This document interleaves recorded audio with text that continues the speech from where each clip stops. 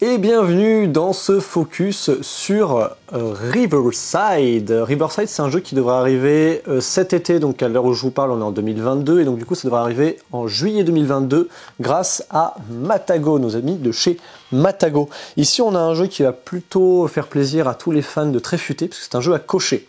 Un jeu à cocher qui va s'accompagner un petit peu comme Get On Board, où en fait vous allez avoir un plateau également, où un petit bateau va se balader, à travers duquel on va pouvoir faire différentes expéditions. Comme tout bon roll and write, ou du moins ici, oui, effectivement là c'est toujours du roll and write, c'est pas du flip and write, mais ici, dans tout bon roll and write, on a évidemment sa petite fiche Excel qui va bien avec ici les différents bateaux de différentes couleurs correspondant aux couleurs de dés, donc ça renvoie un petit peu à la mécanique de Tréfuté. Et ici, une petite innovation, ça va être la petite tuile de capitaine, où on va avoir un principe de température, et justement, j'en viens de vous l'expliquer. Donc au début de la partie, on a un plateau qui est constitué de plusieurs tuiles. Vous verrez qu'en fait, ce qui est intéressant, c'est que dans la mise en place, on les agence un petit peu aléatoirement, ce qui fait que le plateau change complètement à chaque partie. On va avoir notre bateau ici, qui va commencer sur la case ici, et lorsqu'il aura fait un tour complet, qu'il aura fini sur l'encre, on va compter les points. En gros, un tour, comment ça va se passer? En général, il y a 3 manches. La première manche, elle consiste à lancer ces différents dés. Vous avez des dés de couleur qui correspondent au bateau sur votre fiche, et un dé vert, une sorte de dé de joker, mais qui va avoir son lot de dilemmes, vous allez comprendre pourquoi. Une fois que vous aurez lancé vos dés, vous allez placer le dé vert ici, dans la zone de température élevée. Ensuite, ce qui va se passer, c'est que là, vous allez trier vos dés par ordre croissant, donc du plus petit au plus grand.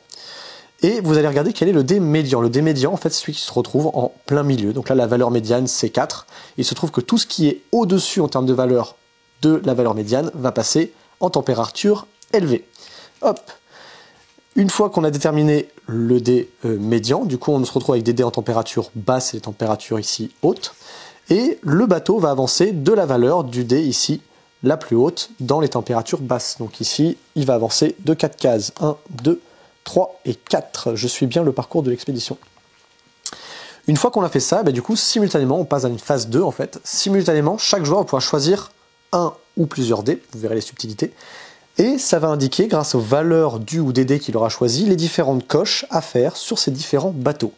Quand je choisis un dé, alors il y a une particularité, c'est soit je prends un des dés dans la zone froide, dans ce cas-là, je vais cocher autant de cases que la valeur du dé. Si là, par exemple, je prends le 3 bleu, dans l'excursion bleue, je vais cocher de gauche à droite, dans une ou plusieurs rangées, 3 cases, puisque la valeur du dé bleu est de 3.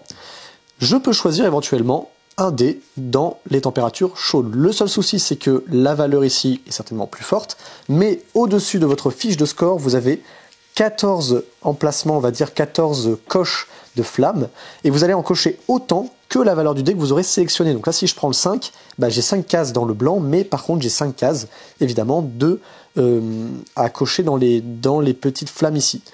Autre particularité, c'est que à n'importe quel dé, que ce soit zone froide ou zone chaude, je peux y ajouter ce dé-là également, donc le dé vert. Le seul souci, c'est que du coup, le dé vert étant dans une température chaude, je vais forcément ajouter sa valeur aux flammes. Donc dans mon exemple, si je prends le 4 et le 5, je ne coche que 5 dans les flammes, mais 9 dans le bateau rose.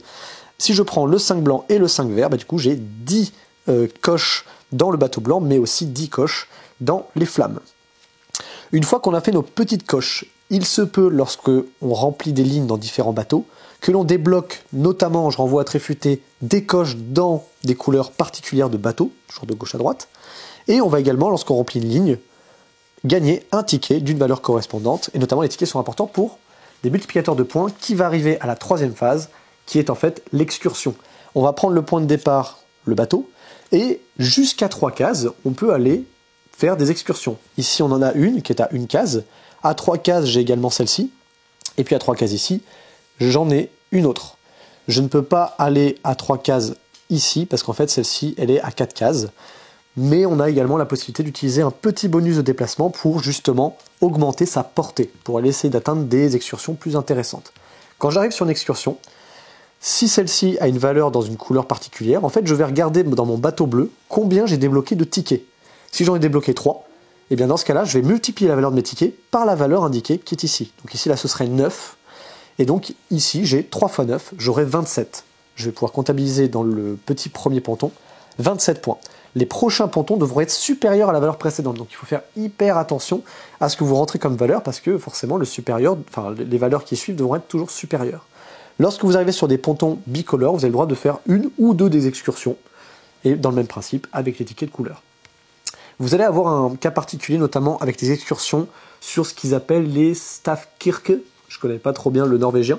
Et en fait, ce sont des sortes de, j'allais dire des maisons particulières. En fait, je ne sais plus exactement ce que c'est, mais c'est dans ce genre de village-là. Vous allez pouvoir marquer des points en comptant tous les tickets, mais sa valeur va varier entre 1 et 2 points. Donc en général, voilà, si vous avez 10 tickets, bah, du coup, vous regardez la valeur du Stavkirke et vous allez le multiplier. Donc là, par exemple, si elle est de 2, bah, vous faites 2 fois vos 10 tickets, par exemple, ce qui vous donne 20 points, ce qui peut être aussi très intéressant. On va continuer à chaque fois les tours, le bateau va se déplacer, on va faire des excursions. Une fois que le bateau aura atteint l'ancre, comme j'ai dit, c'est la fin de la partie, et on compte les points. Les points, vous le voyez, en fait, ça va être lié au ponton que vous aurez réalisé, pardon, ponton, mais aux excursions que vous aurez faites. Donc les valeurs, vous les additionnez pour les 3 pontons, si vous en avez 3. Vous avez également les valeurs des tickets que vous aurez débloqués, c'est là où les valeurs des tickets ont une importance. Vous allez faire la somme de tout ça. À la fin, vous aurez un énorme score, ou pas, mais en général, vous dépassez assez facilement les 100, 150 points. Si vous arrivez à 400, vous êtes quand même très fort. Et voilà, en fait, vous savez tout du jeu. Donc c'est un jeu à cocher, très accessible, mais qui va vraiment vous donner pas mal de retors au niveau du cerveau, parce qu'il faut bien gérer les températures de dés. C'est-à-dire qu'à chaque fois, vous aurez des tirages un peu pourris, vous allez vous dire « Ah, bah là, du coup, il n'y a que 1, mais si j'ajoute le dé vert, j'ajoute 5 flammes, mais au moins je me fais 6 coches. Avec 6 coches, je peux débloquer d'autres coches dans un autre bateau qui me permettra de débloquer des tickets, qui me fera des multiplicateurs de points. » Donc il y a tout ce côté-là de tréfuté qui va s'enchaîner. C'est assez fluide. J'avoue que les 3-4 premiers tours, on est un peu dans le vague. Mais au fur et à mesure, ça se dégage assez facilement. Et franchement, quand on a fini une partie, on n'a qu'une envie, c'est de remodeler un petit peu le jeu, de se dire « Ah ouais, il faut qu'on mélange les tuiles. On va se refaire une partie avec une nouvelle excursion, un nouveau plateau. » C'est très malin ce petit plateau-là, parce que le fait que ce soit sous forme de tuiles, ça vous donne une rejouabilité encore plus grande que déjà les possibilités que vous avez dans le jeu. Donc voilà, si vous ne connaissiez pas Riverside, j'espère que ça vous a beaucoup intéressé.